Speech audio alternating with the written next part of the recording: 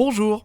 J'espère que vous allez tous bien, de mon côté ça va super bien. N'hésitez surtout pas à me suivre sur mon Twitch Kirby54. Comme les précédentes soirées, le prochain live sera ce soir à 21 h. Je compte sur vous pour votre présence. C'est toujours avec joie, bonne humeur, il y a une bonne ambiance dans le chat et c'est un bon moment de divertissement que je vous propose tous les soirs. On fera peut-être du SSX ou un vieux jeu 360 ou pourquoi pas un jeu Nintendo. Et en parlant de cette société, cette vidéo d'actualité jeux vidéo sera portée sur celle-ci. Il faut savoir que Nintendo n'a jamais été tendre avec les créateurs de contenu sur internet.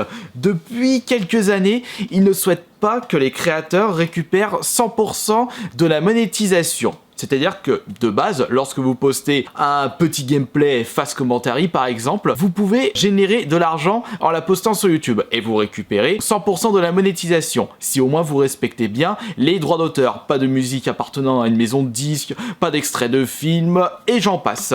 Mais en ce qui concerne les gameplays Nintendo, ça ne se passait pas comme ça.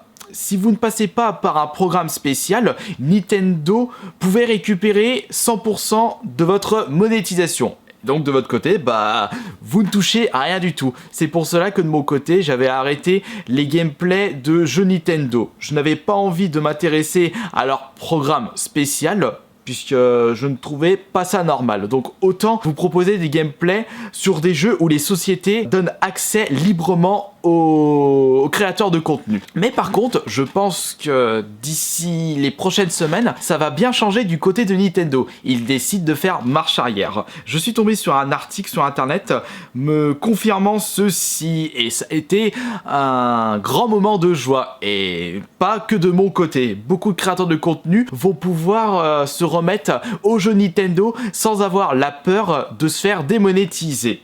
Écoutez ceci. Alors, le temps que je récupère ce petit article, je suis tombé ça sur Twitter ce matin. Réglementation sur la publication de contenu de jeux Nintendo sur les plateformes de partage de vidéos et d'images en ligne. Nous vous sommes chaque jour très reconnaissants pour votre fidélité et votre passion pour les jeux. Et de mon côté, je suis passionné de Nintendo depuis que je suis tout petit. J'ai découvert les jeux vidéo grâce à Mario Bros sur la NES. Les personnages et les mondes de Nintendo. Nous comprenons également que vous souhaitez exprimer votre créativité en partageant vos propres vidéos et images originales utilisant du contenu de nos jeux vidéo. Chose que l'on pouvait faire depuis des années, et c'est une chose que l'on pouvait monétiser avant que Nintendo décide de faire valoir leurs droits d'auteur. Tant que vous respectez certaines règles de base, nous ne nous opposerons pas à ce que vous utilisez des images de gameplay et ou de capture d'écran de jeu qui sont la propriété de Nintendo, contenu de jeux Nintendo, dans les contenus que vous créez pour des sites de partage d'images et de vidéos appropriés. Même si Nintendo est ultra célèbre, ils ont dû remarquer que certains jeux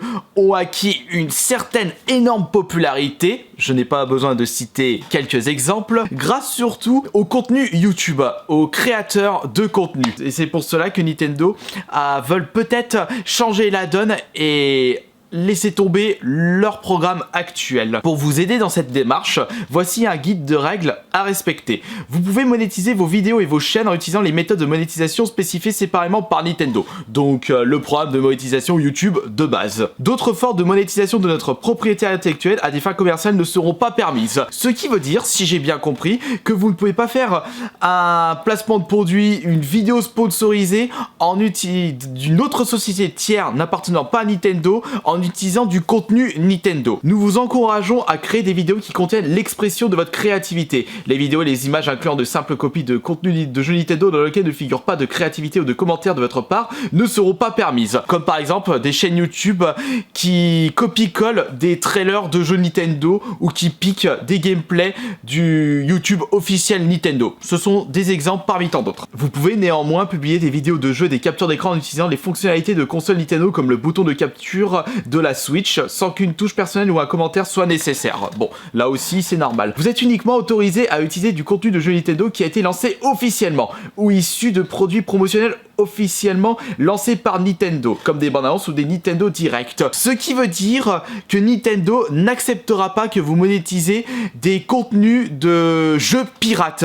Par exemple, des fan-made de jeux Pokémon, comme il en existe énormément. Je sais qu'il y a eu un YouTuber qui a eu un petit souci de ce côté-là, c'est Gallius. Il en a parlé lors d'une de ses vidéos. Ce qui prouve une nouvelle fois que Nintendo est très à cheval sur leur propriété. Si vous souhaitez utiliser la propriété intellectuelle d'un tiers, vous êtes responsable d'obtenir toutes les permissions nécessaires de ce tiers. Cela concerne les jeux sortis sur Switch qui n'ont pas été développés par Nintendo. Par exemple, Body of Isaac pour ne citer que lui. Vous n'êtes pas autorisé à impliquer ou mentionner que vos vidéos sont officiellement affiliées ou sponsorisées par Nintendo, pour éviter justement un amalgame. Nous nous réservons le droit de retirer tout contenu jugé illicite, contrevenant, inapproprié ou non conforme à cette réglementation, etc. En bref, nous avons un retour en arrière de la part de Nintendo concernant la monétisation des contenus des créateurs utilisant leurs jeux.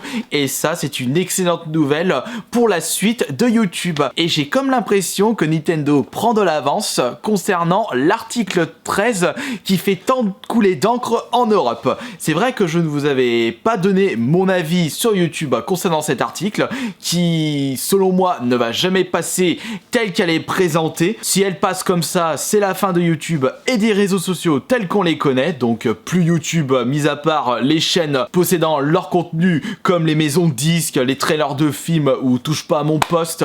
Plus de Twitter sauf les comptes officiels comme Touche pas à mon poste, plus de Facebook sauf les comptes officiels comme Touche pas à mon poste, enfin vous m'avez compris. Internet comme on le connaît, si l'article 13 passe, ce ne sera plus comme ça et pour moi ce sera totalement liberticide et c'est une chose que je ne souhaite pas du tout. Mais je ne pense pas que le GAFA va se laisser faire par rapport à cet article. Il y aura très certainement une modification avant l'application de celle-ci l'année prochaine. Et puis il faut pas oublier que si une loi européenne passe, après c'est aux pays de décider s'ils veulent mettre en place cette loi ou pas. Enfin, je ne suis pas très calé niveau juridiction, niveau loi européenne, mais tout ce que je sais c'est que même si une loi européenne est votée, elle ne passera pas automatiquement, enfin elle ne sera pas mise en place directement. Il faudra un certain temps pour que ça soit appliqué, et j'espère que ça ne va pas être appliqué concernant cet article 13 qui nous pompe bien les burnes. Et comme je le disais, je pense que Nintendo, avec cet article, prenne de l'avance concernant l'article 13, puisqu'elle prouve avec cet article que les créateurs de contenu pourront utiliser avec liberté, si au moins ils proposent un petit peu leur touche personnelle sur leur contenu, et ce qui veut dire que Nintendo dit non à l'article 13 en Europe. Bien entendu, ils ne l'ont pas précisément annoncé sur ce fameux article, mais on peut tout de même le penser. Et ça m'a vraiment étonné de la part de Nintendo de prendre autant d'avance concernant ceci. Et puis c'est une excellente nouvelle pour les personnes qui souhaitent proposer énormément de contenu à leurs abonnés. Et c'est ça qui manquait un petit peu. Et si Nintendo prenne de l'avance par rapport à ça, je pense que d'autres entreprises de jeux vidéo vont faire de même. Et cela prouvera que l'article 13 ne concernera pas les jeux vidéo. Enfin après il faudra que toutes les entreprises de jeux vidéo donnent leur accord via par exemple un article officiel. Et même si YouTube dégage par rapport à cet article 13, je ne pense pas que Twitch dégagera. Et puis, comme vous le savez tous, Twitch appartient à Amazon, donc membre de la GAFA. Et si l'article 13 passe, ils ne souhaitent pas que Twitch dégage de l'Europe. Enfin bon, l'article 13 est une énorme aberration, ça je ne vous l'apprends pas. D'autres youtubeurs vous ont très bien expliqué. Et de mon côté, ça ne passera pas tel qu'il est présenté. Mais par rapport à ce qu'a annoncé Nintendo aujourd'hui, je vais pouvoir reprendre à fond les gameplays made in Nintendo. Et c'est ce qui manquait un petit peu sur ma chaîne YouTube, sachant que je suis un très gros fan de Nintendo depuis que je suis tout petit.